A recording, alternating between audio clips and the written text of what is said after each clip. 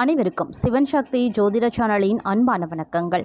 அடுத்து வரக்கூடிய 28 நாட்களை பொறுத்த வரைக்கும் கிரகநிலை கிரக மாற்றத்தின் அடிப்படையாக கொண்டு மீன ராசிகளை பிறந்தவங்களுக்கு எப்படிப்பட்ட பலன்கள் கிடைக்கப்பெற போகிறது அப்படிங்கிறத பற்றின முழு தகவலை தெரிஞ்சுக்க போகிறோம். மீன ராசிக்காரர்களை பொறுத்த வரைக்கும் கிரக மாற்றம் அவர்களுக்கு சாதகமான நிலையை உருவாக்க போகிறதா அல்லது சாதகமற்ற விளைவுகளை ஏற்படுத்த போகிறதா, எந்தெந்த விஷயங்களில் கவனமாக இருக்கணும், என்ன மாதிரியான விஷயங்கள் அதிர்ஷ்டத்தை தரும் அப்படிங்கிறத பற்றின முழு தகவலை நீங்கள் தெரிஞ்சுக்க வீடியோவை ஸ்கிப் பண்ணாமல் கடைசி வரைக்கும் பாருங்கள். இந்த பதிவு உங்களுக்கு மிக பயனுள்ள விகிதத்தில் இருக்கும். வீடியோக்குள்ளே போகிறதுக்கு முன்னாடி இது வரைக்கும் நீங்கள் நம்ம சிவன் சக்தி ஜோதிட சேனலை சப்ஸ்கிரைப் பண்ணல அப்படின்னா உடனே சப்ஸ்கிரைப் பண்ணிக்கோங்க. அப்படியே பக்கத்தில் இருக்கக்கூடிய நோட்டிஃபிகேஷனுக்கான பெல் பட்டனையும் ப்ரெஸ் பண்ணிக்கோங்க.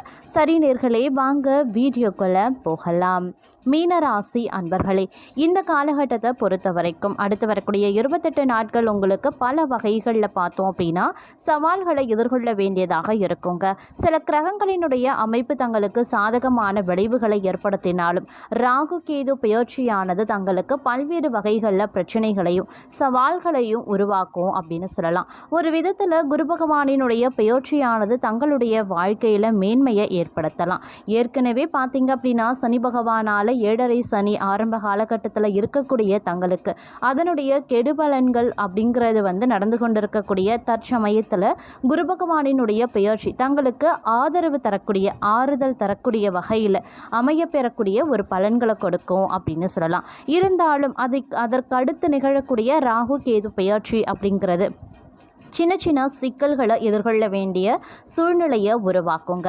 ஆனால் குரு பகவானினுடைய பெயர்ச்சியால் ஓரளவுக்கு பிரச்சனைகளை உங்களால் சமாளித்து வெளிவர முடியும் அப்படின்னு கூட சொல்லலாம். இருந்தாலும் சின்ன சின்ன விளைவுகளை சந்தித்தாக வேண்டிய ஒரு காலகட்டம் அப்படிங்கிறதுனால கொஞ்சம் கூடுதல் உஷாராக செயல்பட வேண்டியது அவசியமான ஒன்று அப்படின்னு தான் சொல்லணும்.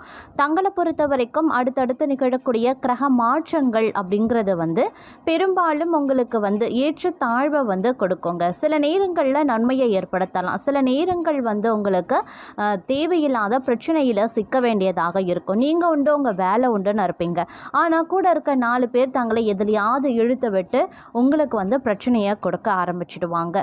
இப்படி சுற்றி இருப்பவர்களாலையும் உங்களுக்கு பிரச்சனை எழும்பலாம். அதே மாதிரி கூட இருக்கக்கூடிய நண்பர்கள் மூலமாகவும் உங்களுக்கு பிரச்சனைகள் உருவாகலாம். இல்லை அவர்கள் பிரச்சனையில் நீங்கள் தலையிட்டு தேவையில்லாத சிக்கல்கள்லையும் மாட்டிக்கொள்ளலாம்.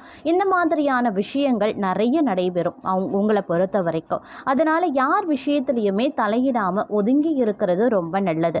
நீங்கள் உங்கள் வேலை உண்டுன்னு இருக்க பாருங்க. மீறி ஏதாவது ஒரு பிரச்சனையில் சிக்கணும், இல்லை தலையிடணும், இல்லை யாருக்காவது பஞ்சாயத்து பண்ணணும், இல்லை யாருக்காவது சப்போர்ட் பண்ணி பேசணும் அப்படின்னு நினைக்கும் போது அது உங்களுக்கு விபரீதத்தையும் ஏற்படுத்தலாம். இல்லை நீங்கள் அந்த பிரச்சனையில் சிக்கிக்கொண்டு தேவையில்லாத விளைவுகளையும் அனுபவிக்க நேரலாம். அதனால் கொஞ்சம் உஷாராக இருங்க. யார் விஷயத்துலையும் தலையிடுவதையோ மூக்க நுழைக்கிறதையோ இந்த காலகட்டத்தில் வேண்டாங்க.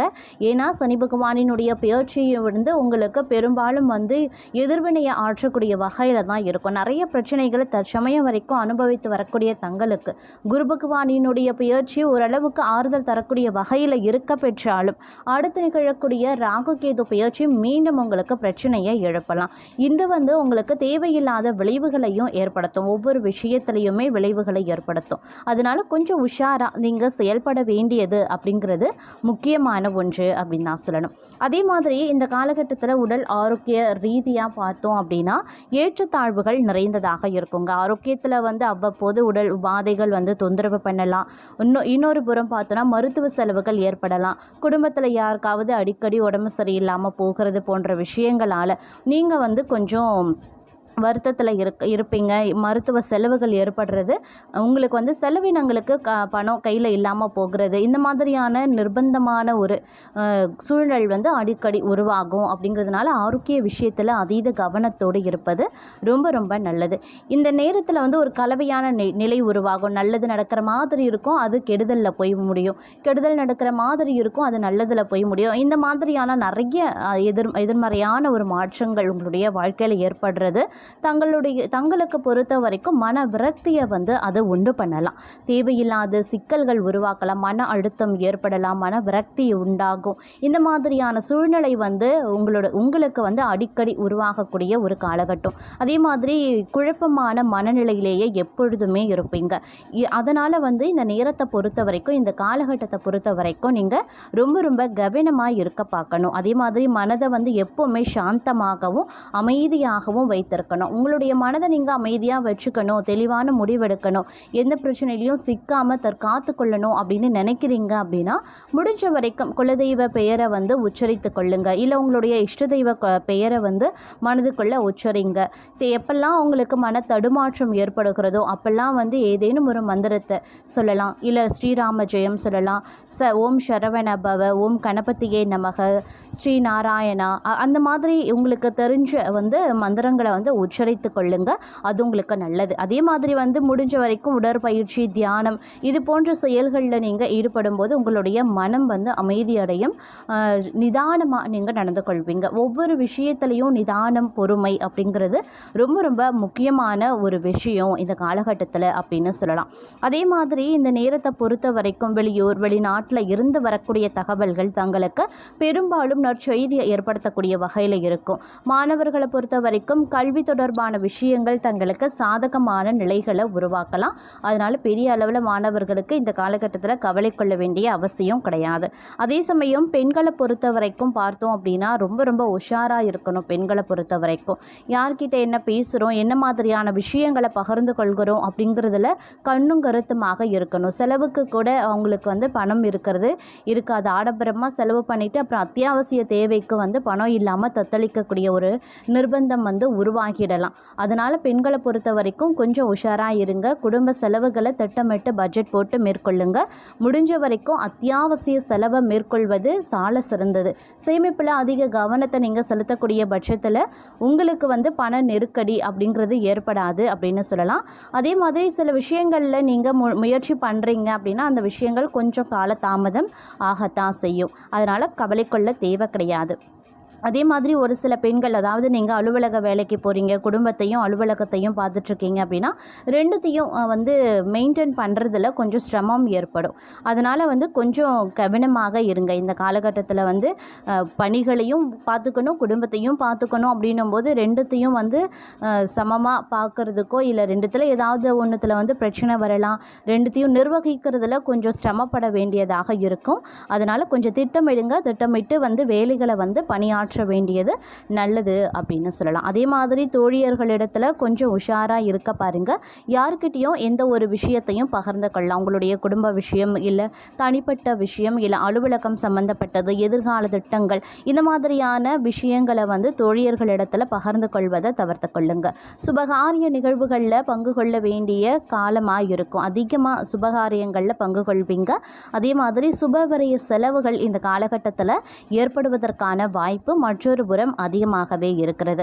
செலவுக்கு வந்து உங்களுக்கு பணம் கிடைக்கிறதே வந்து அரிதாக இருக்கும். அந்த அளவுக்கு வந்து பண பற்றாக்குறை வந்து ஏற்படுவதற்கான வாய்ப்பும் மற்றொரு புறம் இருக்கிறது. அப்படிங்கிறதுனால கொஞ்சம் உஷாராக இருங்க. சேமிப்பில் கவனத்தை செலுத்துங்க. அதே மாதிரி பண விஷயம், பொருளாதாரம் அப்படின்னு வரும்பொழுது ஏற்றத்தாழ்வு தான் இருக்குங்க. அதனால் கொஞ்சம் கவனத்தோடு இருக்க பாருங்கள். பெரிய முதலீடு வந்து உங்களுடைய தொழிலையோ வியாபாரத்திலையோ நீங்கள் போடுவதை வந்து தவிர்ப்பது ரொம்ப ரொம்ப நல்லது. இருக்கக்கூடியதை அப்படியே வந்து மெயின்டைன் பண்ணிங்க அப்படின்னா ரொம்ப நல்லது.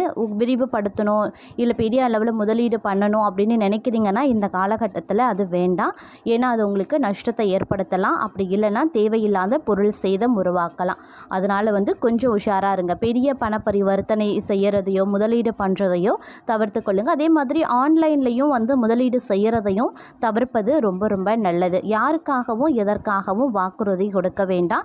வாக்குறுதி கொடுத்து அதற்கு பிறகு நீங்கள் பிரச்சனையில் சிக்கிக்கொள்ளவும் வேண்டாம். அதே மாதிரி ஜாமீன் கையெழுத்து போடுவதையும் இந்த காலகட்டத்தில் முற்றிலுமாக தவிர்ப்பது ரொம்ப ரொம்ப நல்லது அப்படின்னு தான் சொல்லணும். யாருக்காகவும் வாக்குறுதி கொடுக்காதீங்க, ஜாமீன் கையெழுத்து போடாதீங்க. அதே மாதிரி கடன் வந்து கொடுக்கறதையோ இல்லை கடன் வாங்குறதையோ இந்த காலகட்டத்தில் தவிர்ப்பது அப்படிங்கிறது ரொம்ப ரொம்ப நல்லது அப்படின்னு சொல்லலாம்.